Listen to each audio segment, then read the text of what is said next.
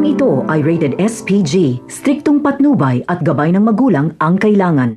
Masyadong minaliit ni Miguelito ang pamilya ni Fatima. Akala niya ay ganun lang ito kadaling patayin. Ang hindi inaasahan nila Miguelito ay lalaban sila Paeng at makikialam din ang kanilang mga kapitbahay. Kaya ang pinaunang mga tauhan ni Miguelito ay mauubos. Pana at sumpak ba naman ang gamit ng mga taga-compound? Nakaagaw pa ng baril si Paeng. Ngunit hindi pwedeng umuwi si Miguelito na buhay si Fatima dahil siguradong isisiwalat ni Fatima ang sikreto ng mga gerero. Kaya si Miguelito na mismo ang bababa sa kanyang sasakyan at tutugisin si Fatima.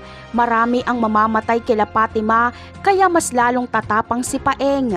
Wala silang choice kundi lumaban na lang. Makikipag-ubusan na lang sila kila Miguelito. Kaya naman, palpak na naman si Miguelito dahil sila ang madedehado. Papaulanan sila ng mga bato ng mga residente. Habang si Paeng naman ay sa tindi ng kanyang galit ay pipilitin niyang mapatay si Miguelito. Kaya posibleng hindi na makalabas ng buhay si Miguelito sa compound nila Paeng. Sa kabilang banda naman ay umiiral pa rin ang pride at kasakiman ni Rigor.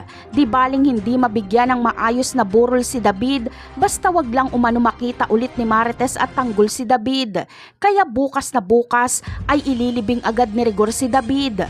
Bagamat hindi sang-ayon si Santino ay wala siyang magagawa kundi sumunod sa baliw niyang ama. Napakarami pa nating dapat abangan sa mga susunod na episode. Paalam!